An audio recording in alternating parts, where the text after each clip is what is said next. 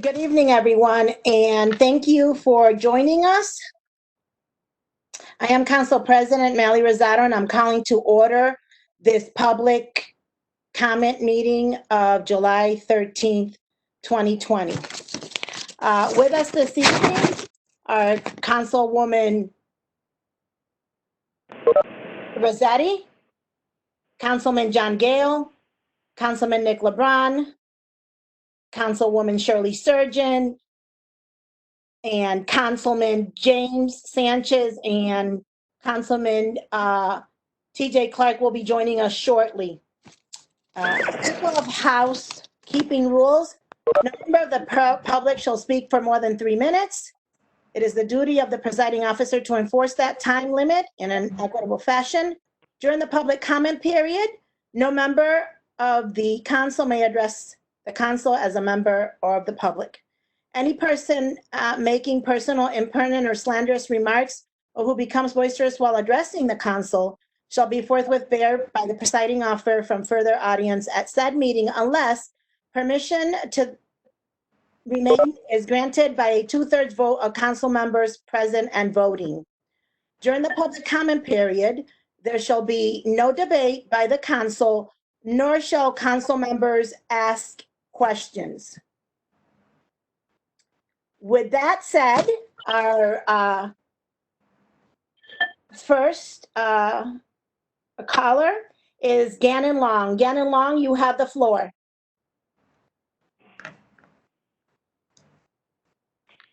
Hi, this is Gannon Long. I live at 49 Hungerford Street, and I'm speaking as I've been in communication with many of you about Chief Sodi. I'm speaking up in support of the Working Families Party resolution that would call for Chief Sodi to have his vehicle suspended from him, as well as for him to be fired based on the incident on May 31st, where Chief Sodi crashed into a guardrail at over 60 miles an hour, was swerving in and out of white and yellow lanes, almost hit 2 motorcyclists, and continued on after all of these harrowing experiences, which I think you all have listened to a 911 call that was made to state police about our chief's dangerous driving. Whether you think that Chief Sodi was drinking or not, I don't know how much it matters. If he was completely sober, driving that way for 15 minutes, the people of Hartford should be absolutely ashamed of that.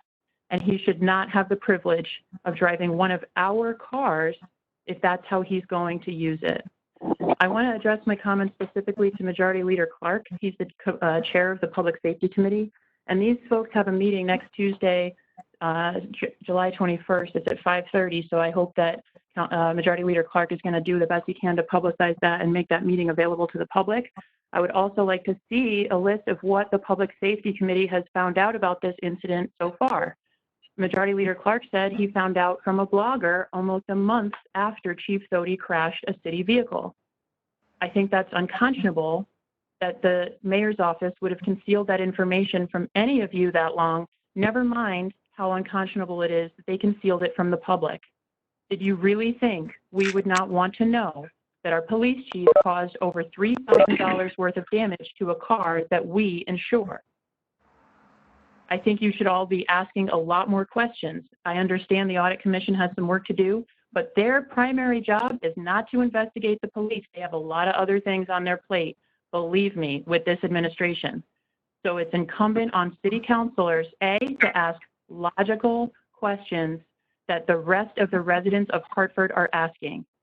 Why is this person violating multiple city policies and state laws and driving for 15 minutes, almost endangering people's lives? Why is the mayor asking so few questions about that? By the way, the mayor and the COO both have city vehicles that we also pay for and we also insure. They're shrugging their shoulders and giving misleading information to the public about Chief Sodi's offenses. That makes me think that they too are driving dangerously and are trying to hide that. And the only people to investigate that is you all. So we need the Public Safety Committee to ask, what police business was Chief Sodi actually doing? Why has his story changed? And when is he going to resign?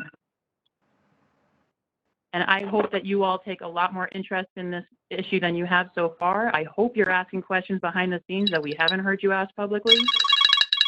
But I thank goodness for the Hartford Current and for folks like Kevin Brookman and other activists who are trying to share this information on our own because we don't have support from City Council. I look forward to that meeting next week, and I look forward to hearing from all of you about this. Thank you, Ms. Cannon. Next to speak is Donna Swore. Donna, you have the floor. Okay, I think that I'm unmuted. Yes, you are. Is that correct? Yes. Okay. Okay, so Donna Swore, number 1, resolution to accept a donation for the Hartford Fire Department. I have never been certain about the donation limit that the city council or the mayor approved. This information really should be more heavily specified. There's a lot of crackling in the background. Because you would get a lot more donations if people knew what the rules were.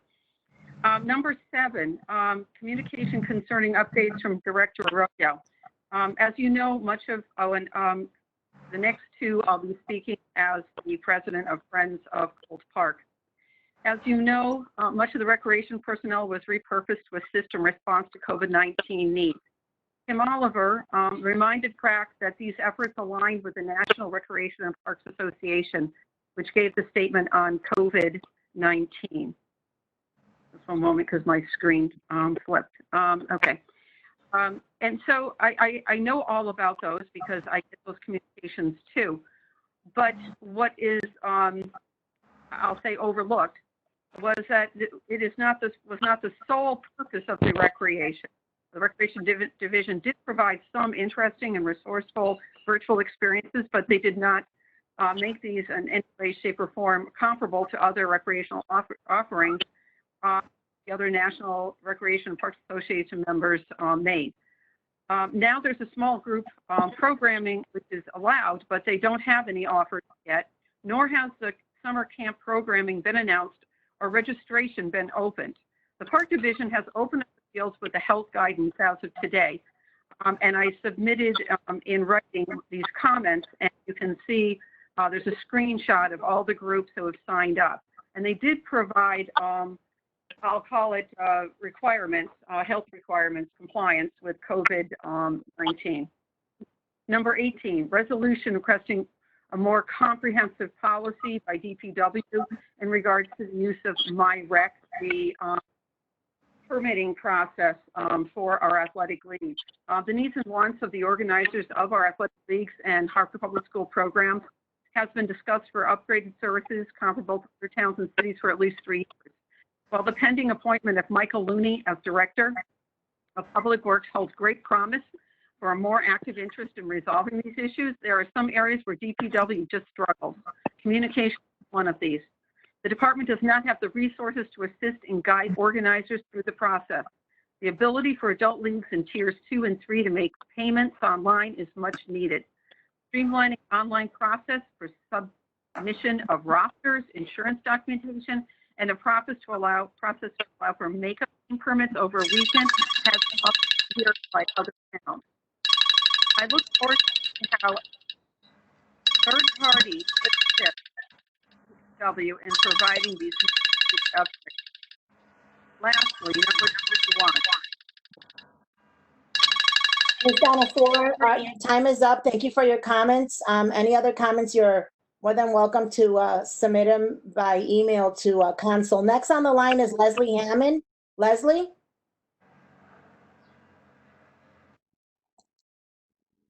I'm here. It's Leslie Hammond. Thank you, Council President Rosado, for giving us an introduction for public comment. That really helps, and that wasn't happening in the previous council, so I really appreciate it. And thank you all for showing up. So I totally everything that Gannon said about Chief Sodi, Gannon's been really on top of it, along with Brookman and the Current, and I just totally agree with all of it.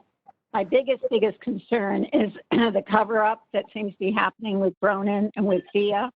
Thea sent an email basically blaming the auto repair place for charging $3,300. It was pretty appalling to see that in an email. because that's slamming a Hartford business. Sure, you guys know that they pay commercial taxes, which are really out of sight. So I was pretty alarmed that she would do that. Like, she knew the cost of a car and was saying they charged too much. So that really got my attention. Also, Ronan asking Tody if he was drinking, and Tody said no. I mean, come on, you guys have been around the block a little. I think anybody that drinks and they know they were driving, they are going to say no. Secondly, Westbrook Village, I'm going to still call it Westbrook Village. Sorry, I can't remember the new name. I sent you an email with my concerns, and I'm very concerned about the people moving back that lived there before. I know from past experience that can get really messy. All of a sudden, somebody says, oh, your credit's not great or whatever, and I'm really concerned that the first 75 units only have, I think, 15 3 bedrooms. And I might be wrong, but I believe Westbrook Village had a lot of 3 bedrooms. That was one of the blessings with the public housing. So I am very concerned about that. It could be the residents are allowed to come back, but then they're going to go, sorry, we don't have any 3 bedrooms for you. So please ask some questions about that. I just, because there's so much else going on, I just got a minute to look at the HUD money. And I was laughable about saying there was public comment. There was citizen feedback and public comment and public hearings. I mean, I think you guys know, some of you might not particularly like me, but I think you do know that I show up to pretty much everything. And I didn't hear anything about any public comment. Maybe it was just sent to the nonprofits that get the money. And I'm sure that's a pretty good list, or maybe the NRZs, I don't know. But I was just alarmed when I read that. And so I was wondering how the people get the money. I hope that some of the smaller nonprofits that are particularly struggling now, but are really grassroots on the street, I hope they knew about this, and it's not just the same old, same old. And then development services, particularly the housing preservation, got a lot of money, including administration. I'm really concerned about that because, as you know, we have a revolving door at development services. Supposedly, we have Charles Matthew, who doesn't really have any experience in this field. And I just am concerned about who's in charge about all these loans and that big money. There's a lot of money. I did get a copy of all the loans, the housing preservation loans. Because I'm a self-employed realtor, I haven't had a chance to go through them. But I intend to, because my concern is that people have been renting out their property and keeping the loan, and that's not allowed with those housing preservation loans.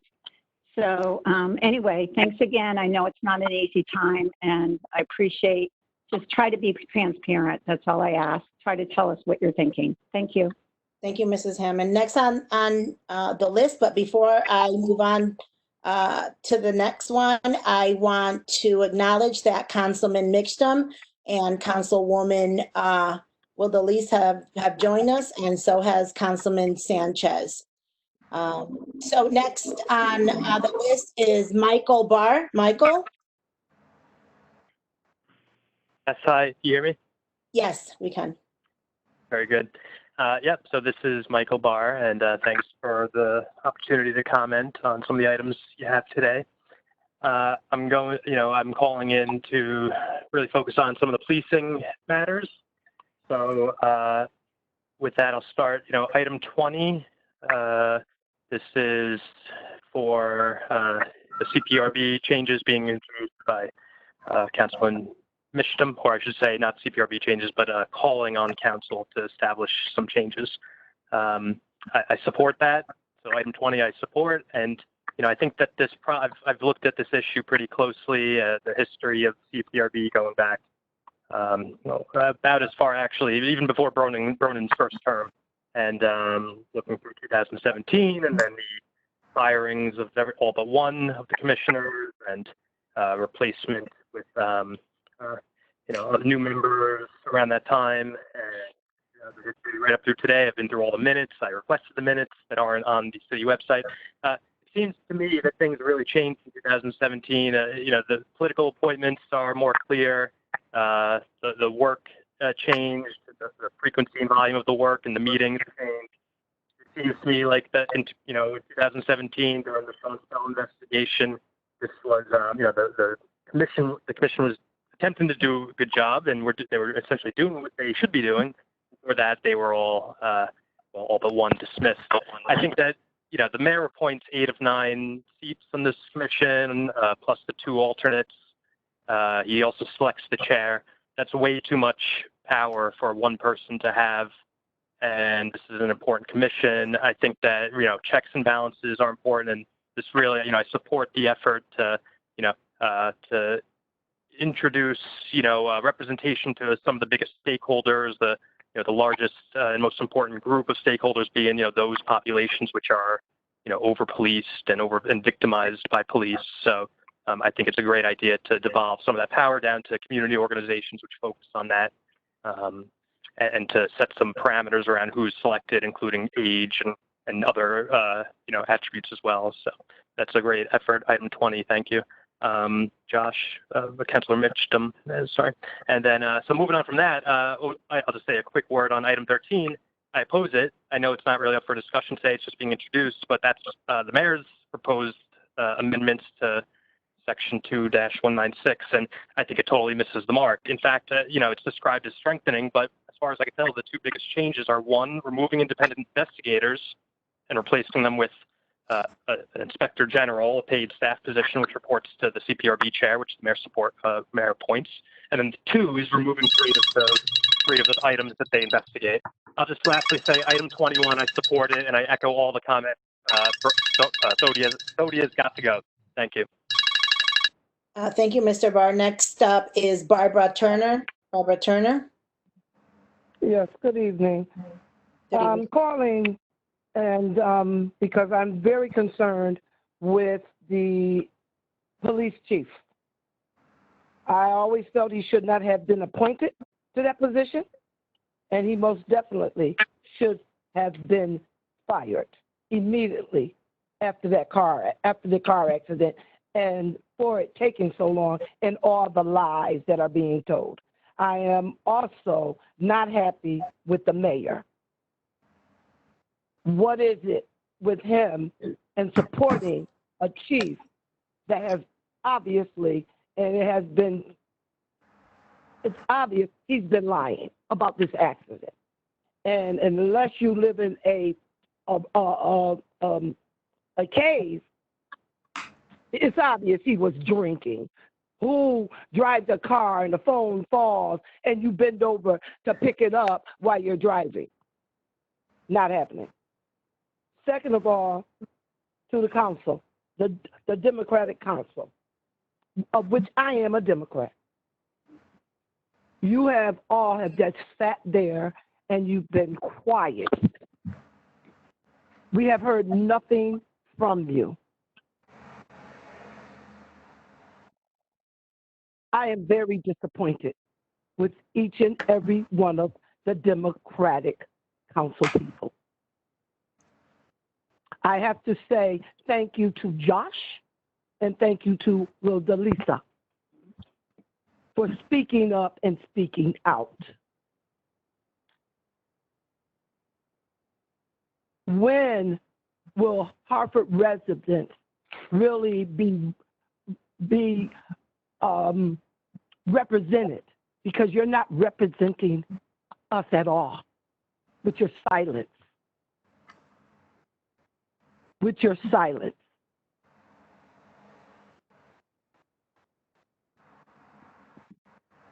Something needs to be done, and it needs to be done now.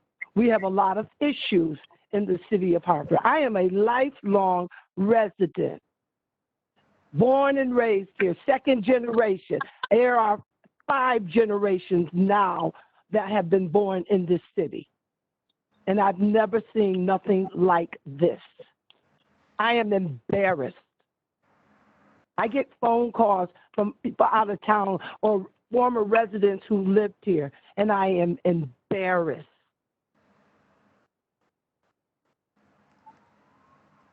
You all need to do better. You really need to do better. Thank you. Thank you, Miss Barbara Trainer. Next up is Brian Gallagher. Brian? Hello, everyone. I'm Brian Gallagher. Thank you for giving me some time. I'll make this really quick. I'm actually sitting in my car at soccer practice as we speak. My name is Brian Gallagher. I'm the PrAC chair. I also founded Active City, a youth sports nonprofit here in Hartford. I'm calling this evening to speak about MyRec. Many years ago, I started communication frequently with PrAC and DPW because Active City and other community sports organizations that I was working with were having trouble finding fields in Hartford, and it was almost impossible to get permits. So much so that I eventually got appointed to PrAC. At the time, DPW was using spreadsheets to manage the fields. It was crazy and impossible to get anything done. Then we got MyRec. It was a huge step in the right direction. The programs, everything got put online. You could see what was available. You could book fields online. It was a huge step forward. But that was 4 years ago. And 4 years ago, in the last 4 years, we have not grown.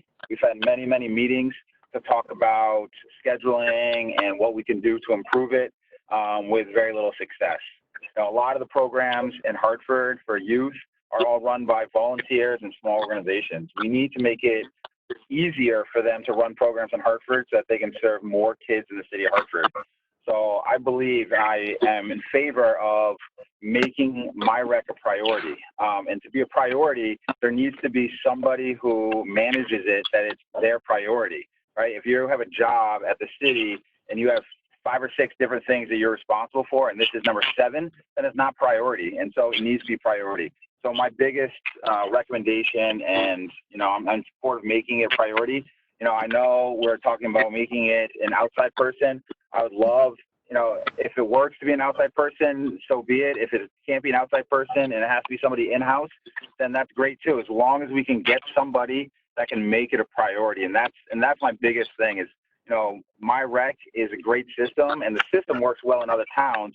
We just need it to work well in the city of Hartford. So please, if you have any questions, give me a call. If you want more than 3 minutes of background knowledge on MyRec, please reach out to me. I'm a big supporter of moving this forward. It's something I've been working on for over 4 years. So please, you know, figure out a way to make this happen so that we can move MyRec forward. Thank you. No, you can't get it all.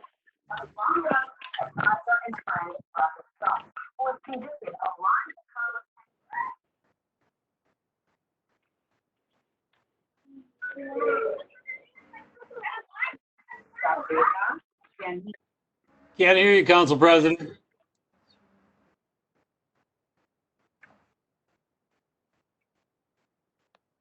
I apologize. I was just saying, if everyone can be respectful of the other callers and please mute your phone. The next person on the line is Phil Bryant. Phil, you have the floor. Hi, yes. Can you guys hear me?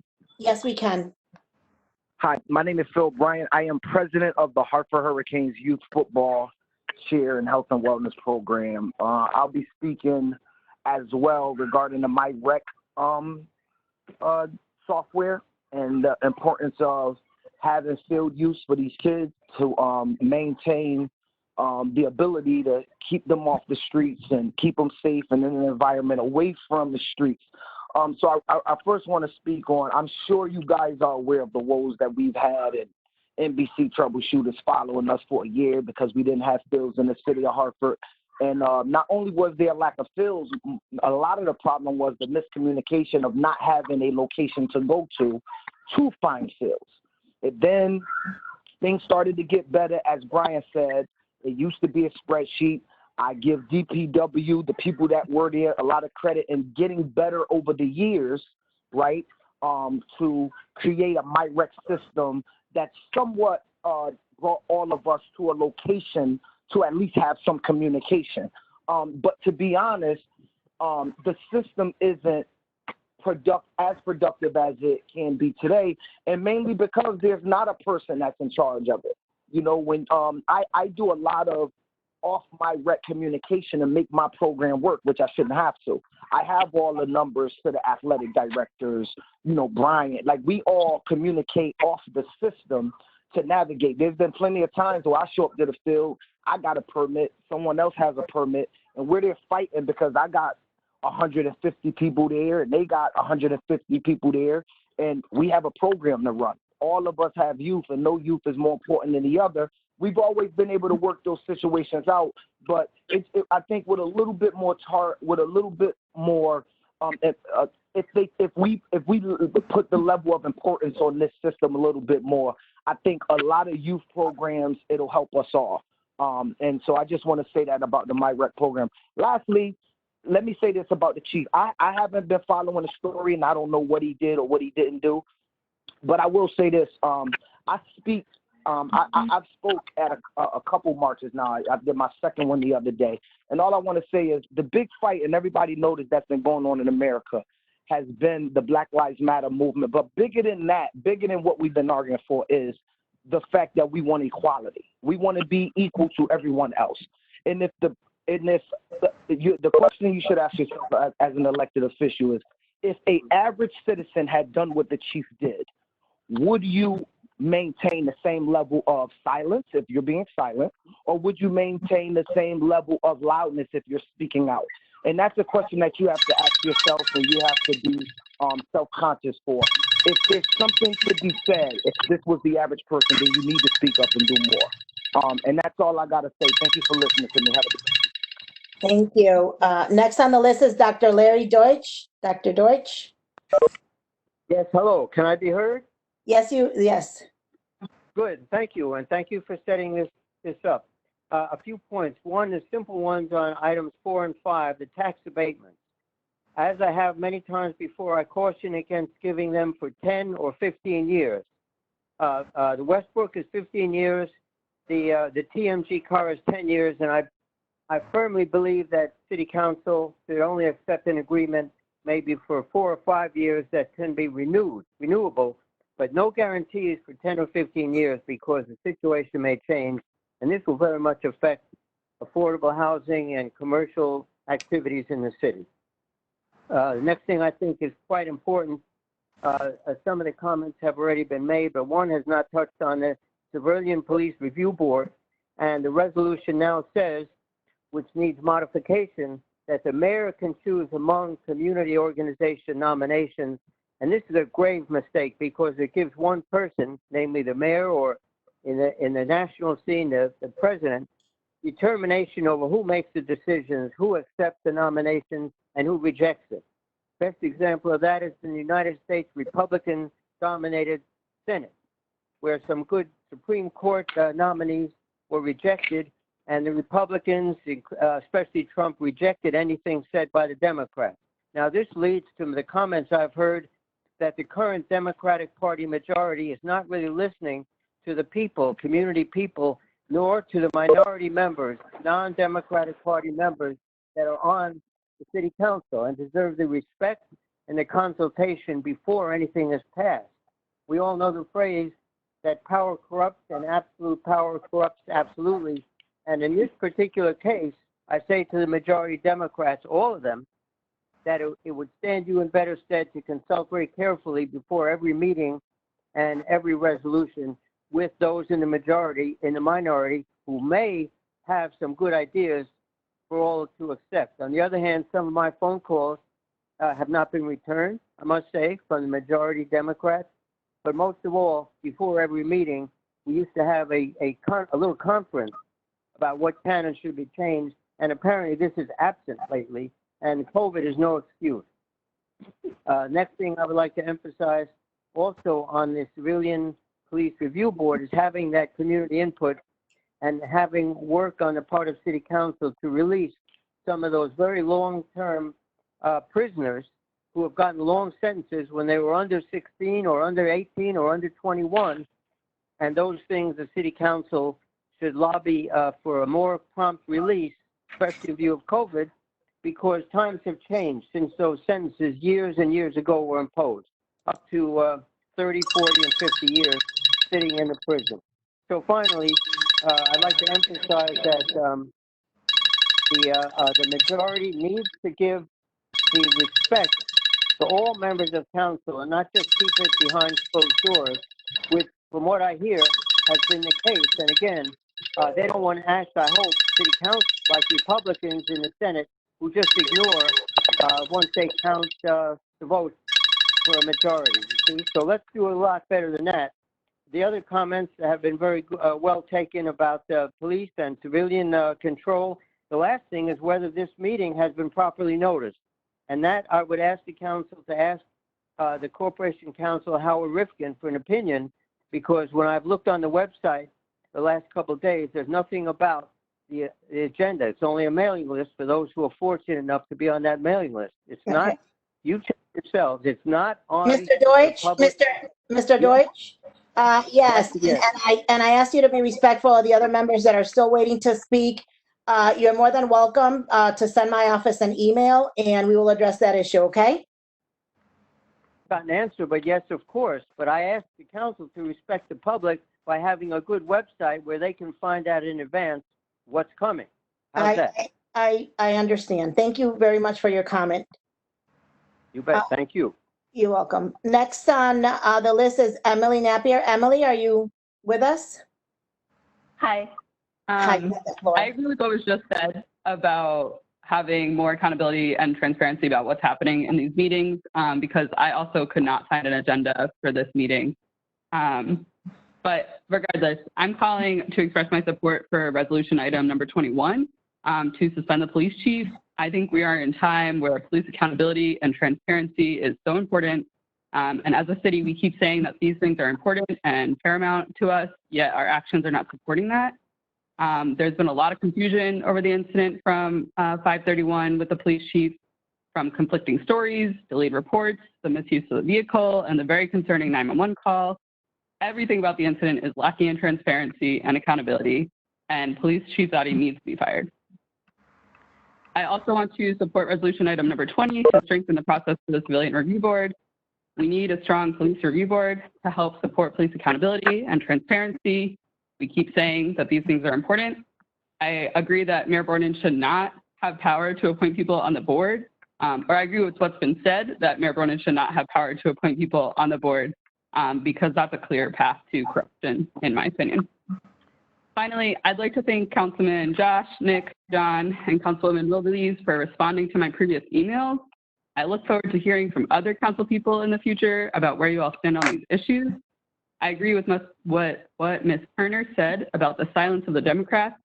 And I'd like to thank the Working Families Party for being so transparent about the questions and findings surrounding the incident with the police chief. Thank you for your time. Thank you. Next on the list is Victoria Fennell.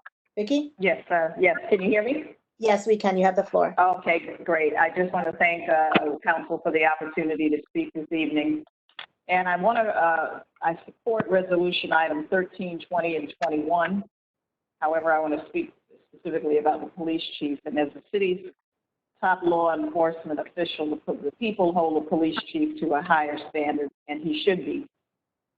This is nothing personal, but I find it astonishing that after a few months passed before the incident came to light, we only knew about this from, you know, the We the People blogger and the Hartford Current. And what we've heard is initial silence from the council, the mayor, the COO, and then we've got changing stories and conflicting accounts of what really happened. And then a statement is made later as opposed to sooner. My question is why? This is insulting to city residents. In case you all have not forgotten, or you may have forgotten, all of you work for us. We are your employer and not the other way around. This smells like a cover-up, and there definitely needs to be consequences for his behavior and anyone else who is complicit in the matter. As far as the Civilian Review Board, I do not believe the mayor should be able to appoint all members of that. I think we need to look at what other cities' best practices are and get input from community organizations on people who can serve, who can best serve in that capacity. It should not be just on the mayor. You know, and finally, I'd like to say that, you know, the mayor back in September 2019 got on Channel 61 during the candidate debate, said he was going to conduct a search for a police chief. Clearly, that did not happen. I think if we had had a wider pool of candidates to choose from, it's possible that the current chief, and again, this is nothing personal, might not have stacked up against other candidates. So again, no transparency, not telling the truth. This is unacceptable, and we expect better from our elected officials. Thank you. Thank you, Ms. Fennell. Next on the list is Patricia Vega. Patricia Vega?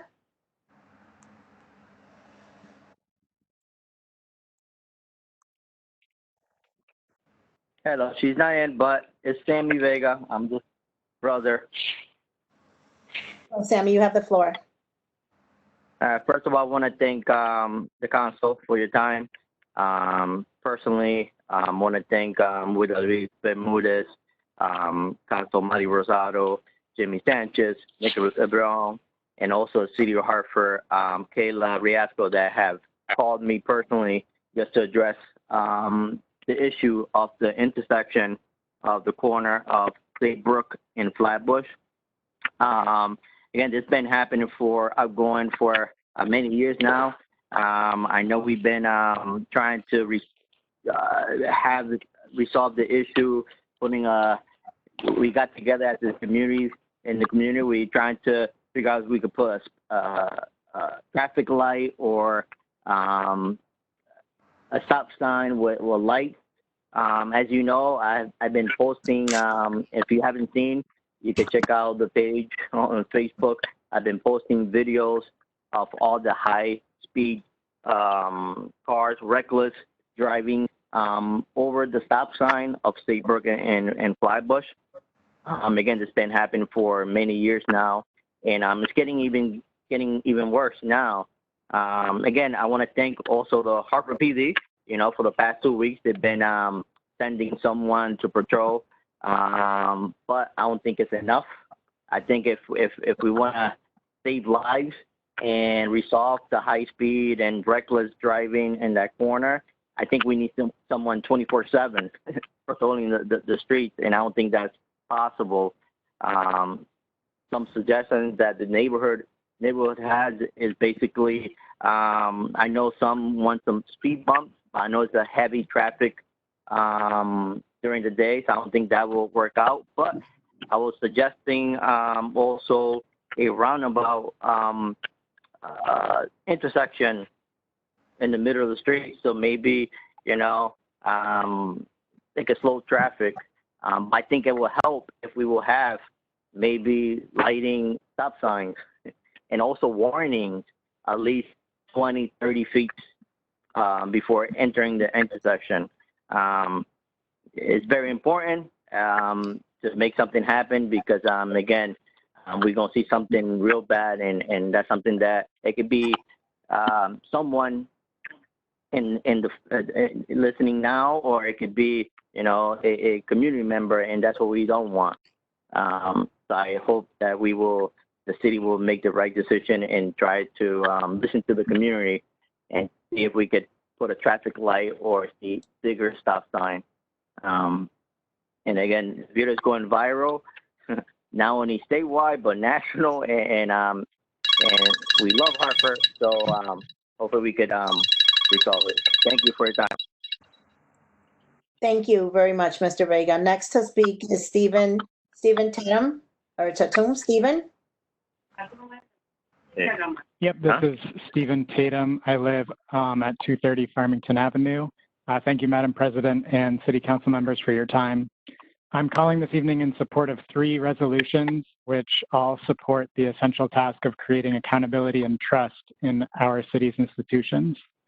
These are resolution items numbers 13, 20, and 21. I feel items 13 and 21 are necessary in response to the incident involving Police Chief Sodi on May 31st and the subsequent support he has received from our elected officials despite concerning inconsistencies in his versions of events and well-documented behavior that is obviously contrary to the standards demanded of his position.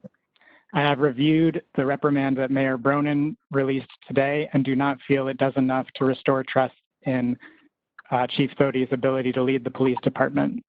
As previous caller Phil Bryant implied, it appears that Chief Sodi is receiving significant preferential treatment, essentially getting a pass for behavior for which any average citizen would be swiftly held accountable. That does further damage to police community relationships, especially in the current climate. Second, we must strengthen the powers of the Civilian Police Review Board. I feel resolution item 20, the language proposed by Councilors Bermudez and Mixum, is the best path forward in this area. Our city must respond to the oppressive realities of policing in this country. Members appointed by the mayor and police departments themselves have proved to be incapable of effective impartial oversight, which has allowed a dangerous culture to go unchecked. The language proposed in Resolution 20 would be an important step in the right direction. It's clear what needs to happen to be on the right side of history in the weeks, months, and years ahead, and I hope that City Council will act accordingly. Thank you. Thank you very much. Next to speak is Mr. Robert Cotto Jr. Mr. Cotto? Yeah, hi, good evening. Thanks, I came up quick. Thank you, Madam President and the council folks. Good to talk to you in this, although very strange way. But in any event, thanks for having us. And I just want to point out a couple things. In February, I sent you all an email and I asked this question. I said, how can City Council move forward with appointing a chief of police with no formal application process, no performance evaluation, and there still hasn't been one, and what we know about the current selection? I think we have the answer now. We get a person who, for whatever reason, crashes a car and then tells lie and lie and lie and lie after it. And we have a mayor who's doing the same thing. We have a problem in this city. At the biggest moment of Black protest, where Black people are saying the police are not being held accountable for what they do, and we have a person sitting in the police chief's office right now that is not being held accountable for their actions. That sends a huge message to the city.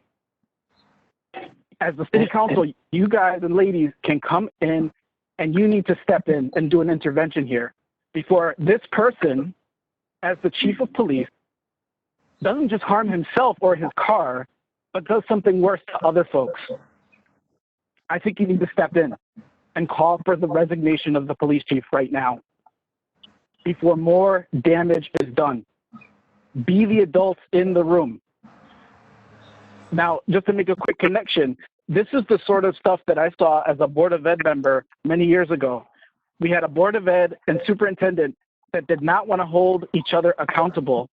And we had a number of problems. You guys have read some of the problems that we've had. And this looks very similar, where the people at the top are not being held accountable, and you're going to have consequences of that.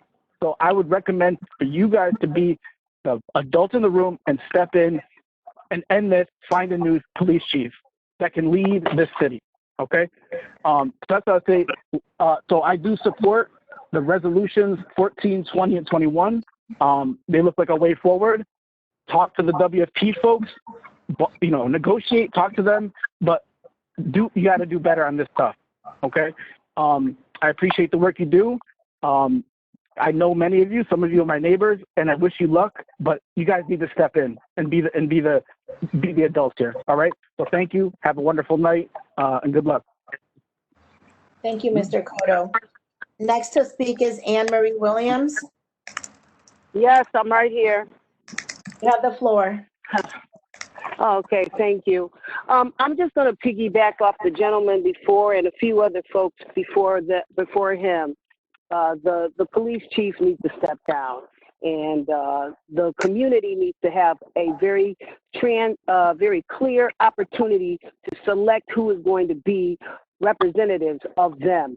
We cannot continue to move forward without community due process, and I think that's a real big problem for us. Even in how things have been done with the mayor in the past, I have witnessed myself, the mayor's wife doing all kinds of transitions happening in the city, and the people were not formally informed. Bus routes have been moved out. People are being encouraged to leave poor folks are being encouraged to be moved out of the city and moving to places where they won't be able to come back in. That's a real concern for me. A real concern for me, period, is we're not really having our right as community citizens to have a voice, and it's not being respected. So I'm asking, please, to definitely he needs to step down. If that's his type of behavior, if it was me or anybody else in the city that did that, they would have wrote me off. I'd have been locked up. I'd have had to pay 1,000 bills. He has gotten no repercussions for his action, and the mere supporting that is really, really outrageous. I just want to put that in. People in the community need to be a part of the decision-making process as what is happening in our city. Okay, and I just wanted to share that. Thank you very much. Next to speak is Vicki Gallen-Clark. Vicki, you have the floor. Yes, can you hear me? Yes, we can. Can you hear me? Yes, All right, we then. can. Thank you so much for this. Thank you so much for this opportunity. I have been a Hartford resident for over 35 years, and I'm speaking on behalf of item number 12, the ordinance to amend the residency requirement. Some time ago, I know there was a resolution that came before you making racism a public health crisis. And believe it or not, if you vote for a residency requirement amendment, what you're basically saying that you don't believe in that resolution, because what should happen instead of continuing to bring people from outside the state and the city would be to incorporate a succession planning process where you have this plan in place that is documented to train people for these senior roles. It's called go slow to go fast. So yes, it takes some time, but in the end, what you end up doing is rewarding employees who've been there for years and they have learned and been groomed to take over that leadership position. Sure. So succession planning versus changing your residency requirement, because even though Bloomfield and Windsor was mentioned in one of the resolutions, the bottom line is you're going to be bringing people in from out of the state. So if you really believe racism is a public health crisis, please invest some time in our residents for grooming and succession planning for these leadership positions. The next item I want to talk to is about item 20. Even with this amendment, the mayor is still making a choice. And so why does the mayor have to have any choice in who goes in the civilian review board? The resolution talked about him reaching out to community groups. It talked about him designating the chair of the civilian review board. It talked about him originally appointing 8 of the 9 positions. If you really want to look at objectivity and you truly believe racism is a public health crisis, let's make a complete 360 on this. And so he doesn't get to appoint anyone. He has to work with them, but he does not do any appointment. Even with him going out or whoever's going out to these community-based organizations, I mean, who's going to hold him accountable for reaching out to all these community-based organizations and coming up with a list of people who will be vocal and who might even oppose what he's saying? So take him out of the process, bring some objectivity, please. I'm asking you to do that. And I do also support resolution number 21. So I'm asking Wildelise, I'm asking Josh, I'm asking Shirley, TJ, Nick, John, the ones that I know, please, if you believe that racism is a public health crisis, please start with these resolutions and make some amendments, major amendments, and I thank you for that. Thank you, Ms. Gallen-Clark. Is there anyone else on our screen, on our lines, that still has not had the opportunity to speak? Yes, me. Yes, and who is this? This is Luis Delgado. Thank you for allowing me to speak. You have the floor. Greetings, everyone, and peace to you and your families. I'm calling to let you all know how disappointed I am your leadership at this time in reference to the way that this whole thing with the chief has been handled. As you all know, he was a criminal before he became the chief. He got in a fight downtown. I don't have to tell you the story. You know the story. And the reason that I'm calling you is because nothing short of his firing is going to bring any peace to the city. We planned several very large protests and several very large rallies, and you all better be ready for this. You have to fire him. There's no discipline. Okay, the guy has committed crimes, and in terms of the mayor and some of you council members, former council members that withheld information from the Civilian Review Board about crimes that were committed against our citizens, we're not going to stand for that. That's totally unacceptable. Okay, so I just wanted y'all to know that we got a lot of stuff planned, and we want this guy gone. He has to be gone right away because he has committed, literally committed crimes against our citizens. So the chief, Luke Bronin, and Thea Montañez, who covered up for him, they all have to go. So y'all need to figure out what y'all going to do to get rid of them. Thank you for allowing me to speak, and have a wonderful day. Peace. Is there anyone else on the line that has not participated yet in public comment? Is there anyone else on the line? Hello. Hi. Hi. Am I supposed to give my name? Yes, and then you have the floor. Your name and your address, please. Okay, my name is Leslie Mansell, and I live on Kenyon Street here in Hartford. And I'm the chair for the Commission on Aging.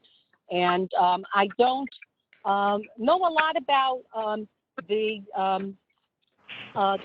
this particular group, but I do know that the mayor should not be selecting the people who will be on the Civilian Review Board. It's supposed to be made up, as I understand, it's supposed to be made up of people from Hartford who care about what's going on in our city and want to see that things are done properly, not appointees of the mayor. So I'm in agreement with the gentleman that just spoke before me, and for the other folks who are saying that we need to decide who's going to be on this Civilian Review Board. And you know what? I think we need a different mayor. I really do. Thank you so much for listening. Is there anyone else on the line that would like to participate in public comment? Is there anyone else on the line? Is there anyone else on the line? Thank you. I want to thank the public and everyone who's on our screen for participating. No other further business to conduct. This public comment meeting is adjourned. We will briefly be back for our regular scheduled council meeting at 7 p.m. Thank you.